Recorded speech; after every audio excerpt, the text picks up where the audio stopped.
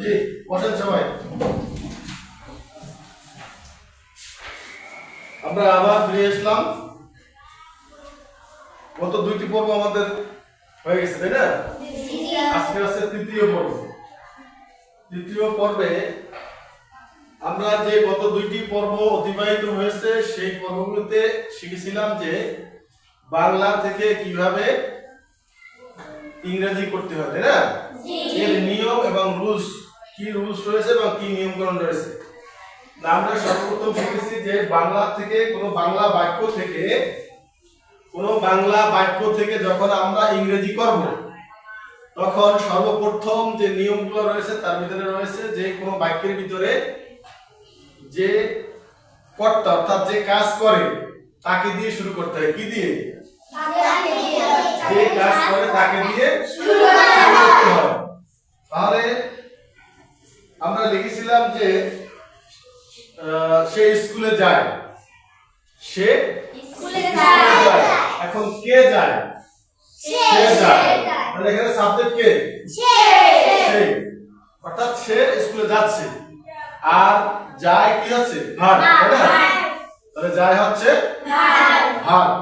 তো সর্বপ্রথম নিয়ম হচ্ছে যে সাবজেক্ট দিয়ে শুরু করতে হবে। সাবজেক্টের পরে যে আসবে সে হবে ভার্ব অর্থাৎ ক্রিয়া বা কাজ।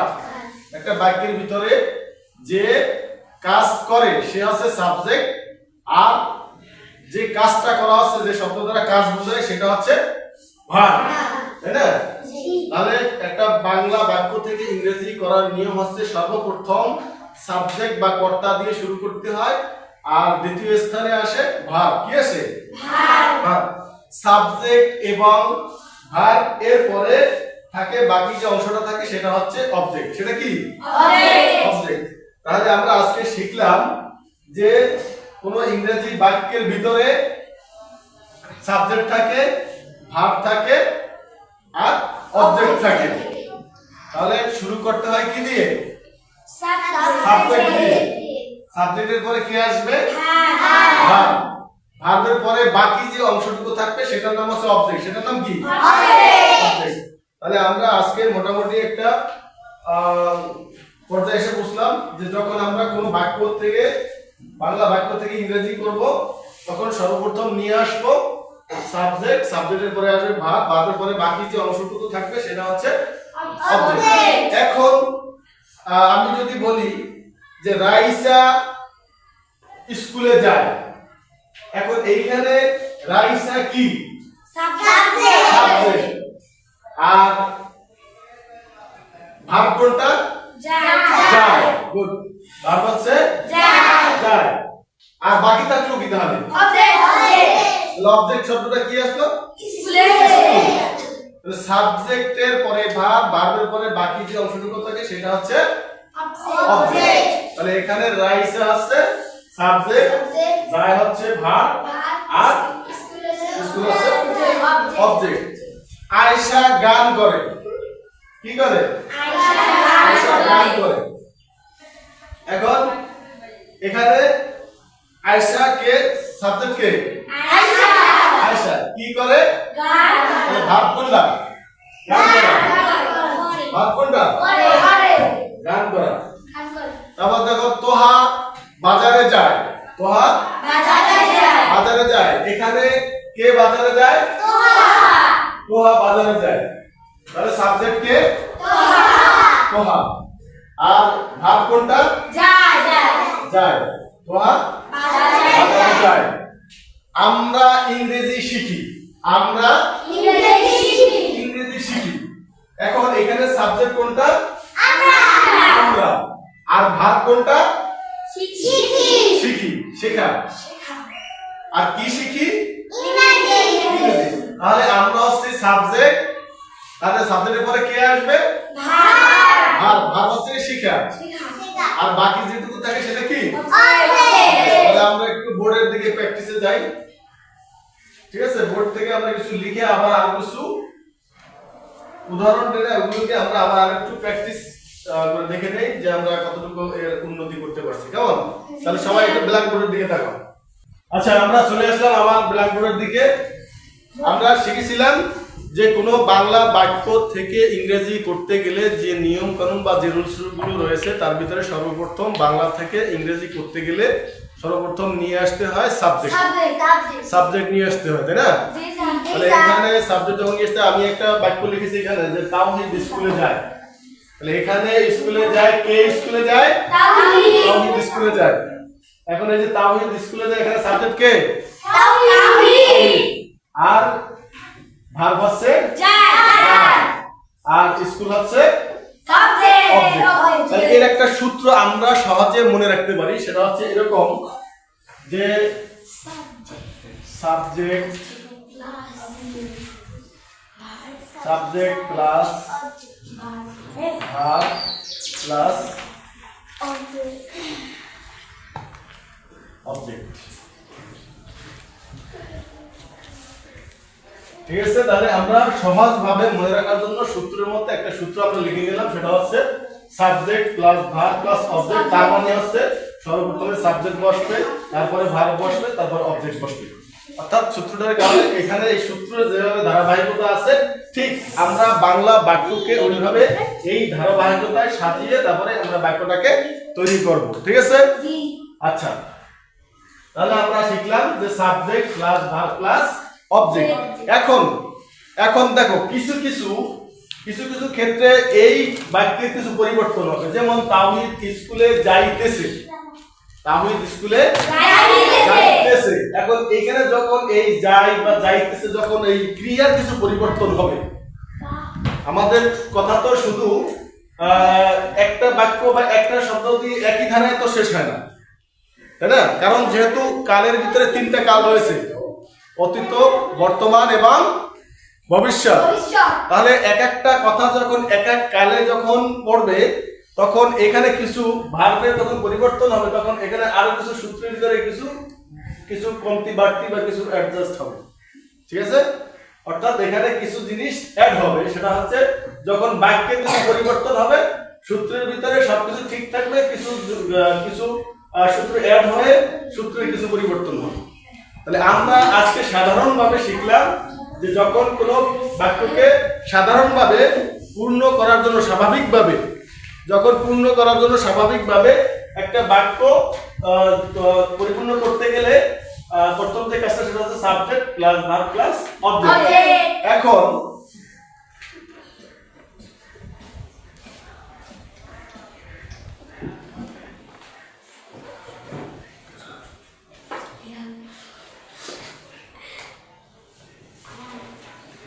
Raisa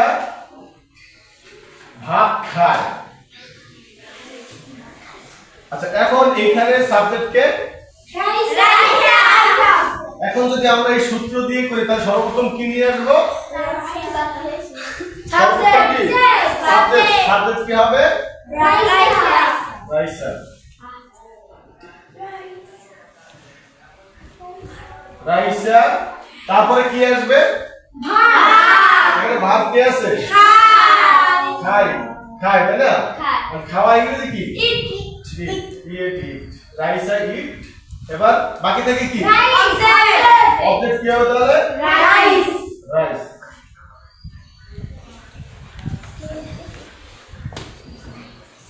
Raisa eat rice.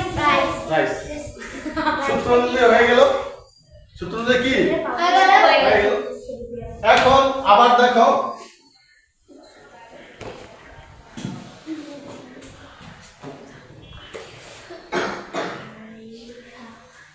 আরিফা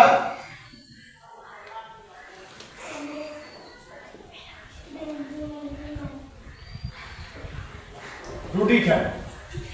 কি খায়? এখানে কে খায়? এখানে সাবজেক্ট কে? আরিফা। তারপরে কি বসাবো? ইট। কেন বসাবো? সাবজেক্টের পরে ভার্ব, তাহলে ইট। তারপরে কি? ব্রেড। বি আর ই এড, ব্রেড। ব্রেড অর্থ কি? রুটি। তাহলে কি হলো আরিফা eat ইট bread bread Arifa eat bread রুটি খায় তাই না জি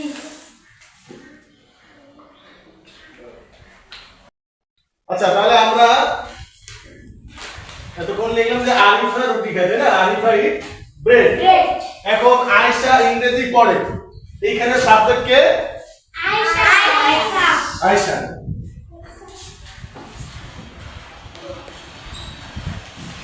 আয়েশা তারপরে কি আসবে সাবজেক্টের পরে কি আছে verb ভাব ভাব এখানে ভাব ভাব কোনটা পড়ে পড়ে তো পড়ে ইংরেজি কি right read রিড কি হবে read রিড আয়েশা রিড এরপর কি আছে English সাবজেক্ট সাবজেক্টের পরে ভাব ভাবের পরে কি হবে Object. অবজেক্ট এখানে অবজেক্ট কি আছে ইংরেজি তাই না জি স্যার ইংলিশ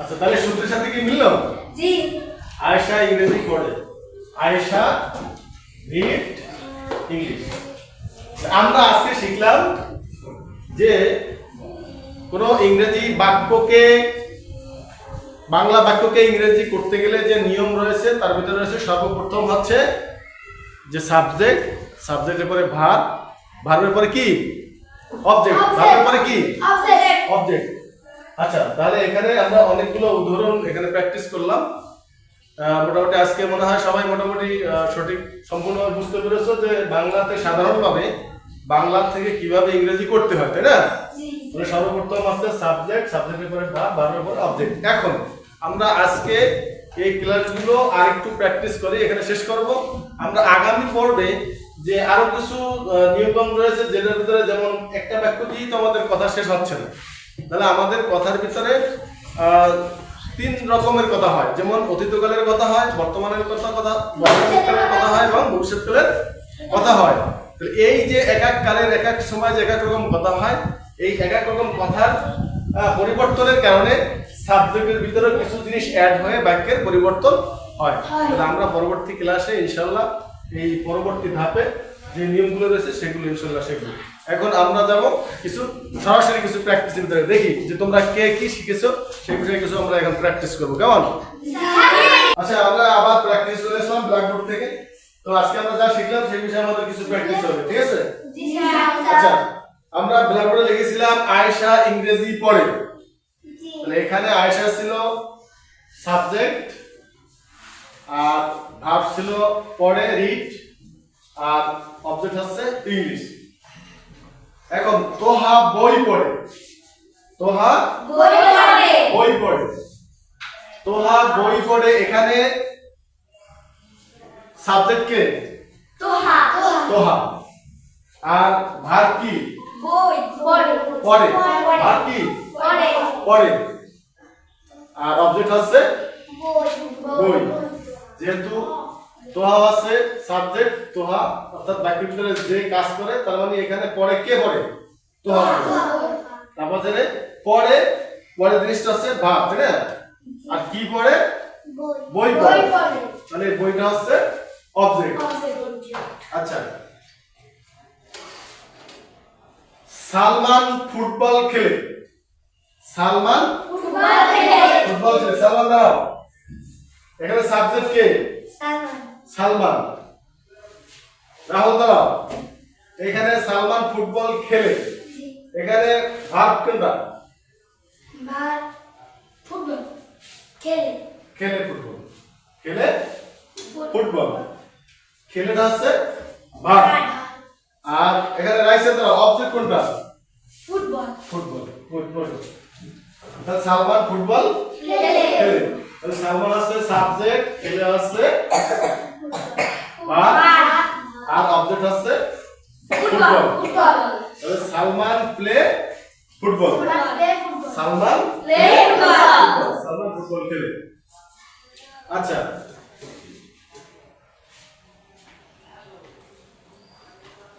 সিয়াম মাছ কাটে সিয়াম মাছ কাটে আয়শা দাঁড়াও এখানে সিয়াম মাছ কাটে তাই এখানে সাবজেক্ট কে সিয়াম সিয়াম আর ভার্ব কি ভার কাটে কাটে গুড থ্যাংক ইউ বসো তারপরে এখানে রাইসা ধরো তাহলে অবজেক্ট কোনটা মাস মাস গুড তাহলে সিয়াম মাস কাটে তাহলে বোঝা যাচ্ছে যে না আমাদের তোমরা গুরুত্ব সহকারে এই জিনিসটাকে